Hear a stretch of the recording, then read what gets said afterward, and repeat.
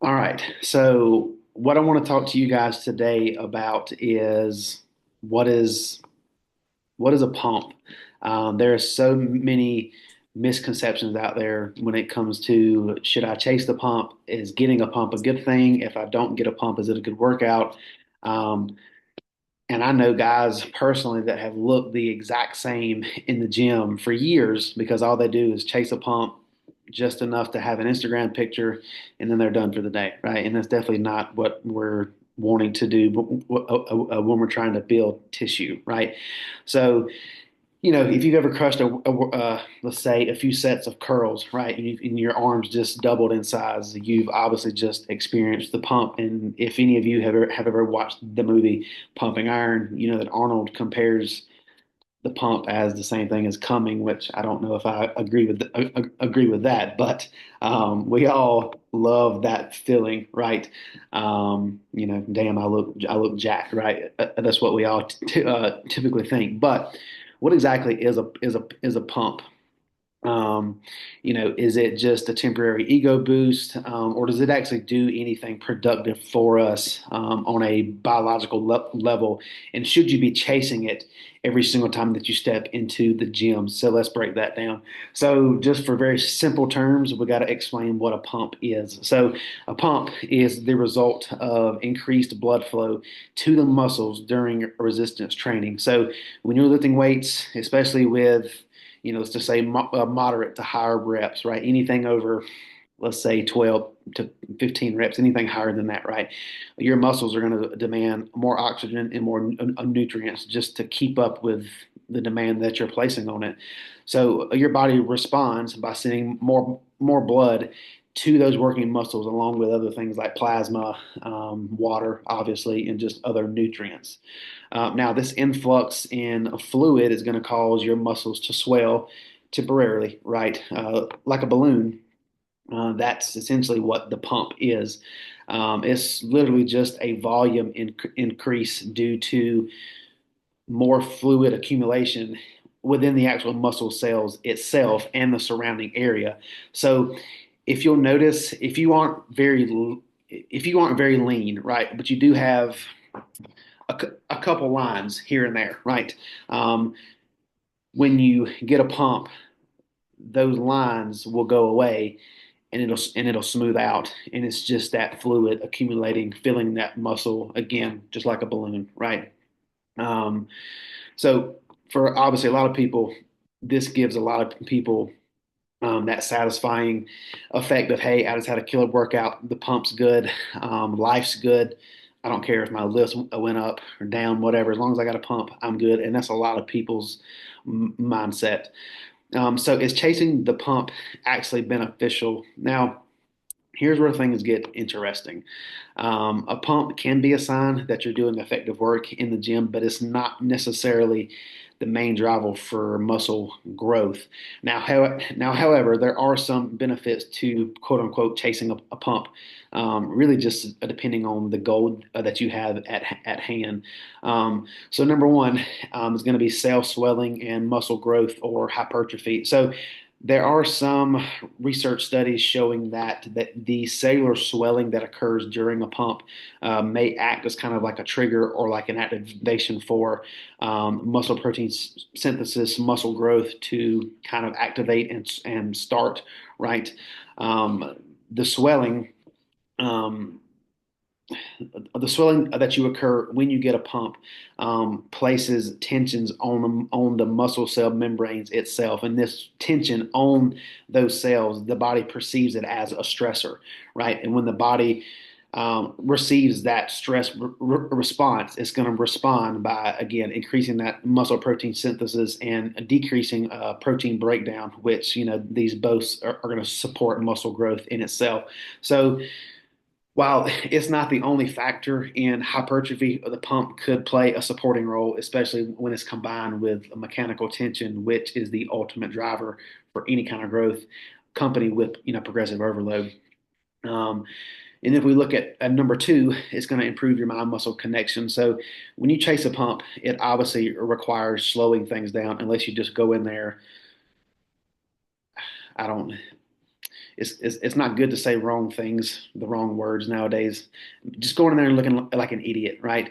If you're going in there just doing, I don't know, let me go pump up my. I mean, hell, I could get a bicep pump off of grabbing the easy curl bar and just doing it as fast as I could. That'll give me a pump, right? But is it actually doing anything?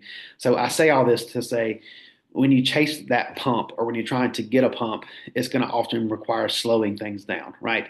Focusing on the squeeze and getting that good contraction, and this attention to detail is kind of a it's, maybe it's like a more of a secondary thought process, but you actually slowing things down and having more attention to detail is going to, dramatically improve that mind muscle connection, which will enable your ability to recruit and activate specific muscles at a higher clip. Like for instance, at the gym that I train at, we have a Arsenal hip press.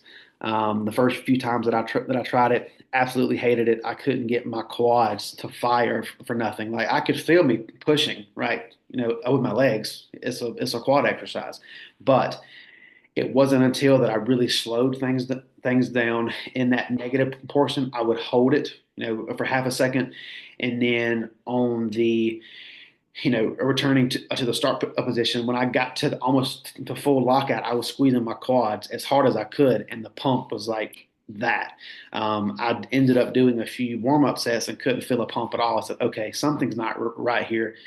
I should be feeling this in my quad, just not overall general pump upness, right?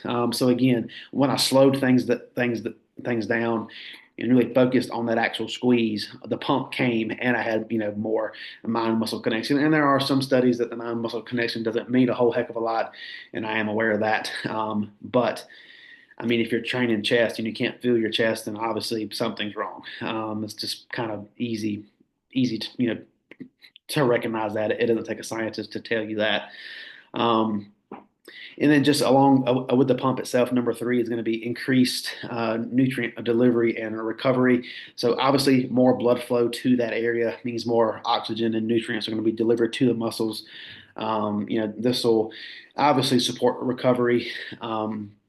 If you're let's say if you're taking an intra workout shake, right, and you get a decent, and you get a pump, which you should if you have an intra workout shake, those muscles that are getting used, all those extra nutrients and things that are going to the tissues, um, you're going to have those nutrients delivered, directly to that stimulated muscle, um, just because, it's just, uh, I guess this might not be the best way explain it, but just like if you pour paint in a creek, right, downstream, there's going to be paint downstream, right? So if you have those nutrients in the body, in the blood, and you pour the paint into the creek, or you get that pump, that trickle down effect is going to say, hey, this pump is going to come along with more nutrients to that particular muscle, if that makes sense. I don't mean to ramble, but I think that's making sense for you guys. Um, but so all that to be said, yes, there is some beneficial sides to chasing a pump, right? I mean, if you're just going to the gym and you're not getting a pump ever at all, then yeah, you probably have some training issues. You probably should send me your training videos so I can critique you, give you a little bit of feedback. I'm not going to cuss at you, but I'm going to give you a little bit of a critique. I might cuss at Jeff, but can you overdo it? That's the biggest thing. You absolutely can. Like I said before, I'm not going to name any names, but I have several people off the top of my head that I've known for years that look the exact same year after year after year because all they do is chase a pump. I've never seen them log anything. I've never seen them train heavy at all.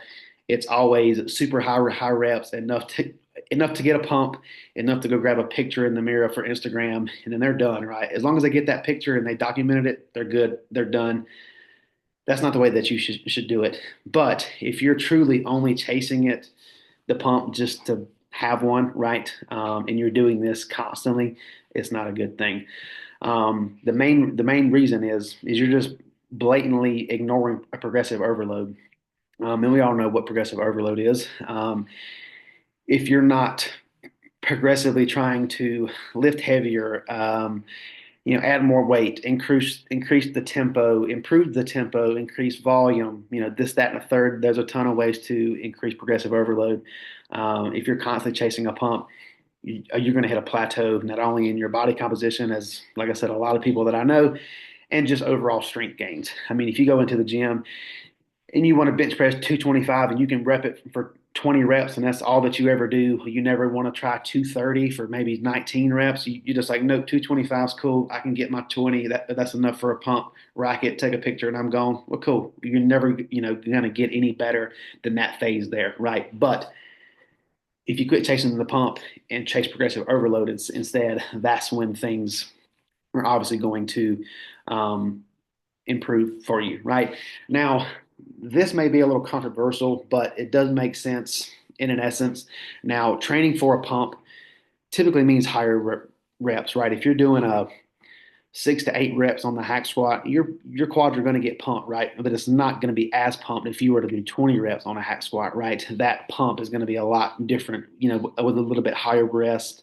Um, and while that's great for for hypertrophy in certain phases, but again, if that's all that you ever do, you're going to leave gains on the table. So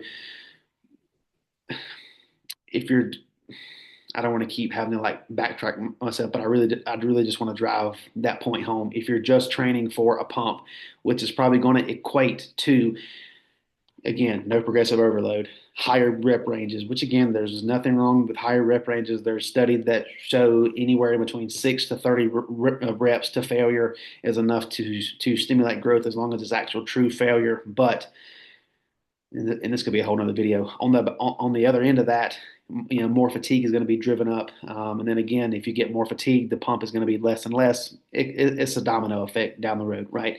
At the end of the day, don't chase the pump. That's the biggest thing. um, but if you enjoyed the pump like I do, like all of you do, I'm sure there is a smart way to go about it, right? Um, if you want to incorporate pump work into your training, and I mean you should. I mean, it would suck if you just went into the gym on chest day and you didn't get a pump in your chest. I mean your numbers are going up, cool, but I mean, does that translate to you feeling like you have a good workout? To a lot of people, probably not. Um, so if you're going to use that pump work toward the end of your workouts.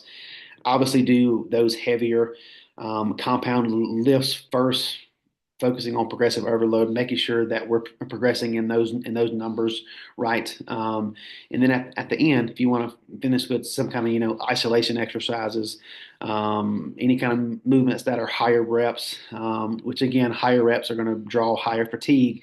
That's why I say put them at the end of the workout, right? Um, and you could do things like supersets, drop sets, things like that. Again, toward the end of these session, if possible. Um, it's going to relate back to fatigue as well too. But as like a finisher or something, like if you're doing arms and you want to superset, uh, you know, rope tricep extensions with rope, preacher curls or something, that's fine. Again, you're going to over fatigue yourself, but that's at the end of your session, and chasing a pump there is fine because at the beginning of the session, you should have got your compound lifts in, hit progressive overload, and then just kind of moved on from there.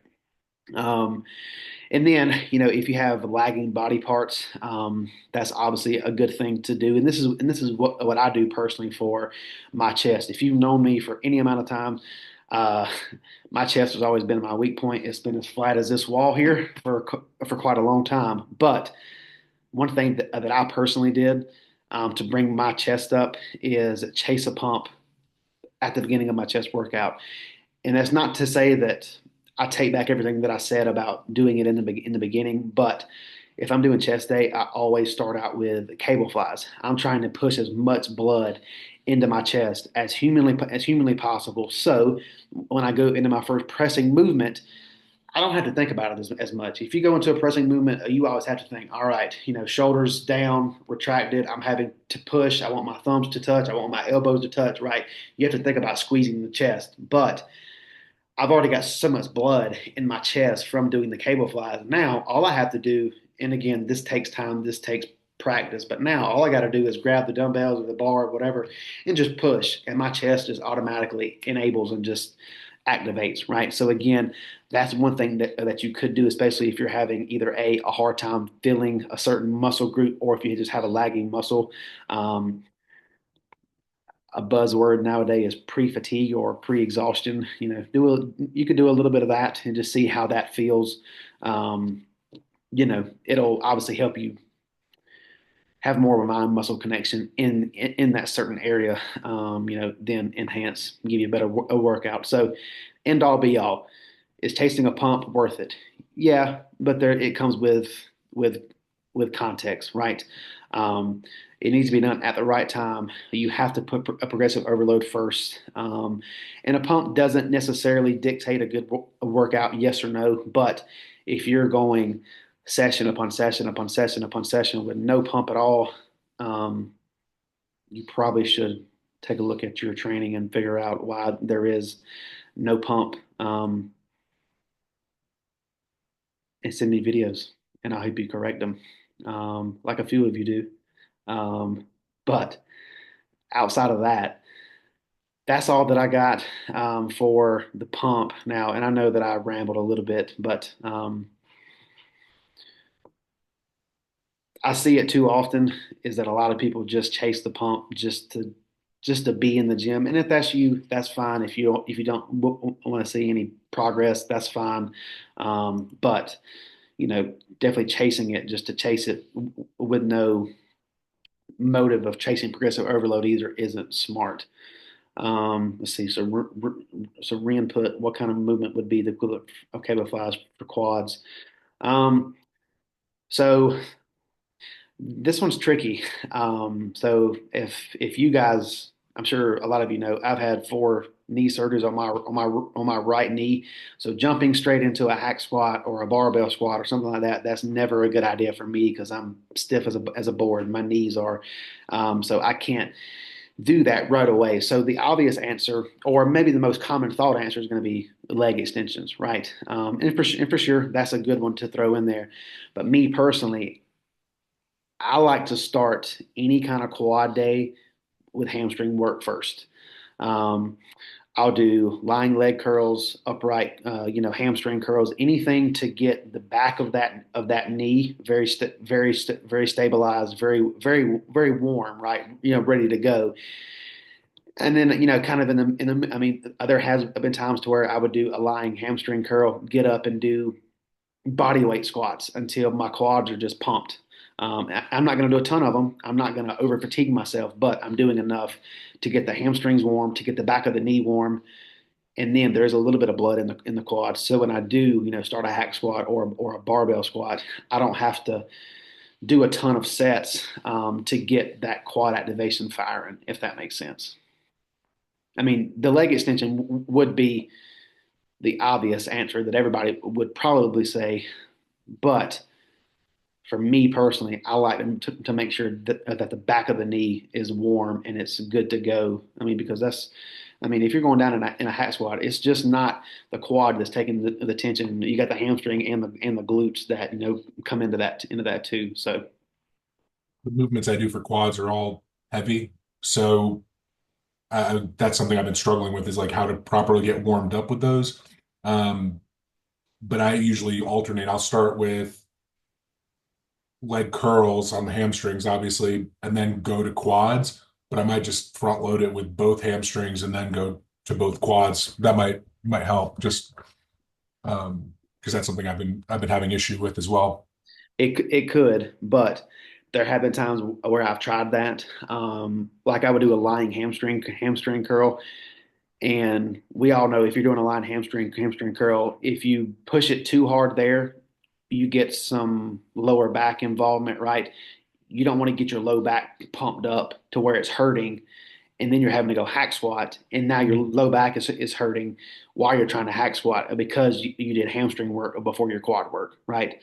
So like for me, I'll only just do just the minimal hamstring work to where I can reach back and feel my hamstrings activated, and I get just a small pump in my quad, and then I'm moving on. I mean, it might take 5 or 10 minutes to get that session done, but now I know that I'm safer going into the quad, into the big quad movers, I guess is the best way to put it. That's really helpful. Thank you. Yes, sir. Any other questions? Like Jeff might have one. I know he's a little older than us. He might can figure out the iPhone.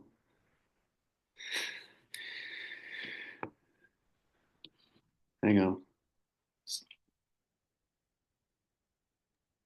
All right, There, I'm not that old. I'm there trying you to go. multitask, so There I'm you not go. that. Um, so I know you talk about the pump like in the stages, like now we're in this deficit, right? So, and I think I've done that now that you put it out this way of chasing the pump more than working on my progressive overloading because I feel like when I get my pump, I've done the work. With probably the weight should have went up more, but now going into that deficit, is that pump will of course be affected by the fuel you're putting in compared to that 3,200 I was eating. Now we're down to this amount. It is going to feel a little bit different. So is it still trying to chase that progressive overload, even though I'll probably eventually be weaker than I was fueling my body that way? And then, still trying to monitor getting that good pump in, even though the fuel is low. Does that make sense? Yeah. I mean, so there's really two trains of thought in this. So, and this applies to a lot of you, some of you maybe not, but in one hand, you have natural athletes, and the other hand, you have enhanced athletes, right?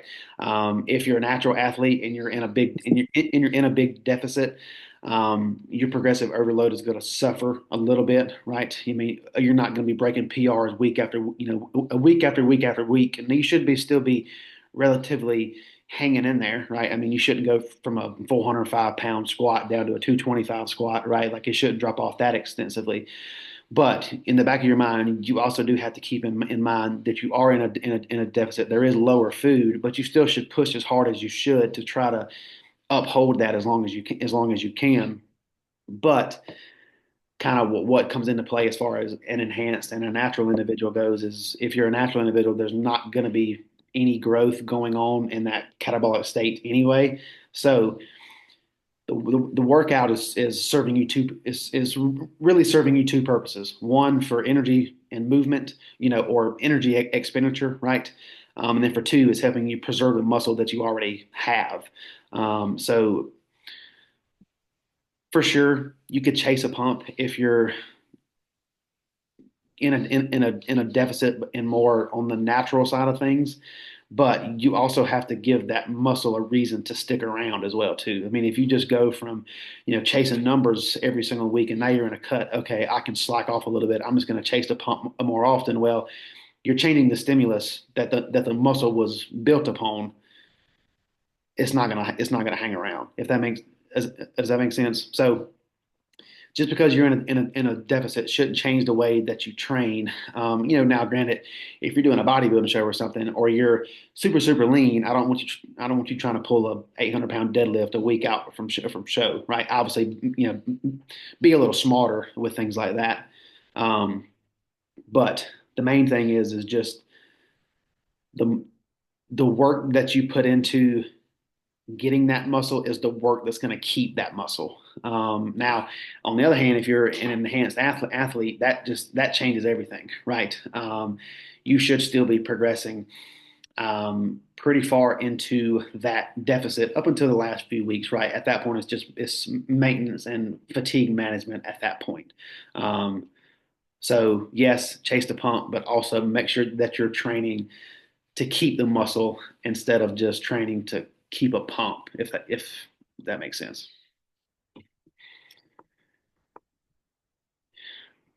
I know that was a long-winded answer, but has anybody got any other questions? One question that, or I guess really two that I was going to have. one, I guess like whenever it comes to our check-ins and stuff, as far as like the pump rating, is there anything specific that you're looking there for us, like whenever we're gauging that? So Or that is that's a good question. I mean, that's kind of it kind of applies to a small few of you. It doesn't apply really to everybody. I mean, a pump to me might not be the same equivalent pump to you, right? On the scale of, 1 to 10, our measures could be a little different, right? Um, that number really comes into play when you're in a deficit, kind of like what Jeff was talking about. You still should be getting a pump, even if you're even if you're in a deficit. I mean, because you do still have the majority of times, which I'm a believer. If you're having to go no carb, that's probably not the best idea anyway. Anyway, but as long as you got water and sodium and electrolytes, you should be getting some kind of pump anyway. So that number really is only important if you're like very if you're in a deficit and you're checking all the boxes, you're doing all this, and you just cannot get a pump to save your life. It's probably fatigue. You're probably overly fatigued. If you put a 2 out of 10, I'm going to say, hey, I see your pumps are way down. Are you doing X, Y, Z? Okay, yeah, you are. How's your fatigue? Oh man, I'm glad you asked. I'm so tired. I'm so dragged down. There's your answer. Take a few days off. You're over fatigued. That pump is a good sign that the body is just overworked and it needs a little bit of a break. So, got you. And then my other question was going to be, really this just has more so to do with like supplements and stuff. Um, there's like non-stem like pump supplements. Do you have like any thoughts or anything like that on those? so yeah, I mean, if you're gonna look for us a like a pre-workout supplement that's gonna deal with just chasing a pump, just get something with a nitric oxide in it. That's a pump enhancer, whatever. Now, if you're going the non-stim route because you can't handle the stimulants, or if you train, too late in the day to where that extra caffeine late in the day isn't going to be good for your sleep. Um, I don't know if the nootropics side of the non-stim, that's more like brain cognitive, brains side of things with the nootropics.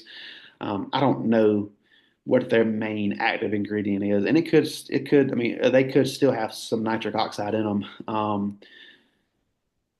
The biggest thing is if you're looking for a product like that, just make sure that the stimulants that are in there, especially if you're training later in the day, is not an actual stimulant because then your sleep is Yeah. going to go to is going to go to shit, and it's not going to be good. So I don't know if I answered your question. Yeah. Yeah, I did.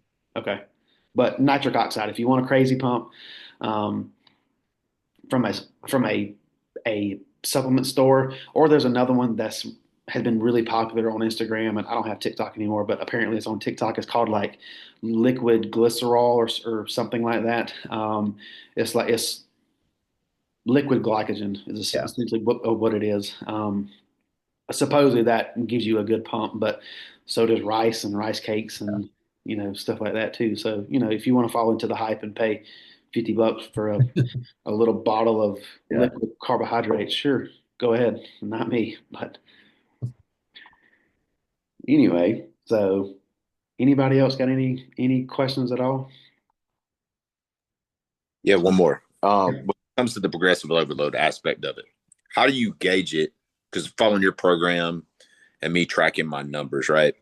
How are you gauging when it's time to either go up in weight or go up in a rep, or however you formulate that in your plan to say, okay, I'm ready to move from that 12 to 15 rep range to add 5 more pounds, hoping to get that 10 to 12, or vice versa, up that volume. How do you judge that for yourself to chase more? Again, help me get in that mindset of chasing that progressive overload than just feeling good and feeling a little swole for about 30 minutes. Yep. So I don't like to change the rep range very often. I mean, if I'm now, I will if I'm getting plateaued on something. But let's say if I'm doing an incline Smith machine chest press or something, right? And my rep range is 8 to 10. Let's say if I hit 225 for 10, which is the top of that rep range, right? And then on my next set, which let's just say it's a second working set. Let's say it's a 7 or something, right? It's not within the rep range, but it's fairly close. I mean, I just went to failure for 10 reps at 225. There's obviously going to be a little drop off there.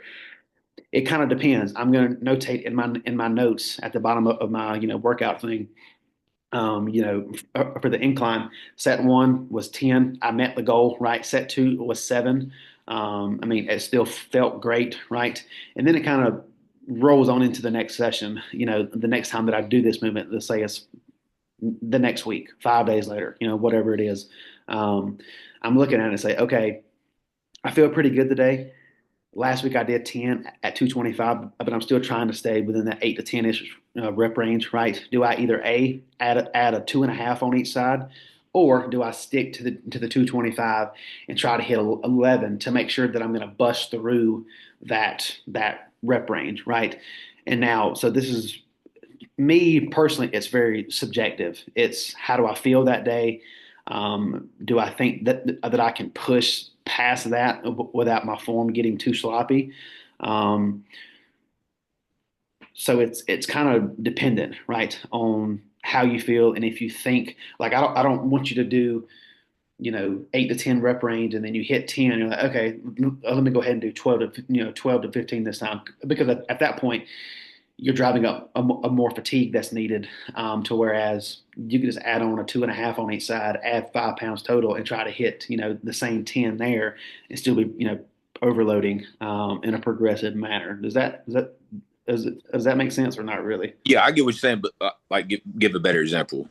You got my plan to hit this, let's say 10 rep range, and I'm at 225 on the incline, but I hit that 10, 7, and then my third set's 5. Mm-hmm. So that next time I visit that workout set, I shouldn't do anything, even though I've kind of hit that rep range, except for on my first set and it's sort of climbed. But let's say that next week I hit 10, 10, 10. So is it now mentally I need to go up and weight and that sort of thing but is it for me just having that finish line of, okay, once I get 10, 10, 10, then it's time to go up?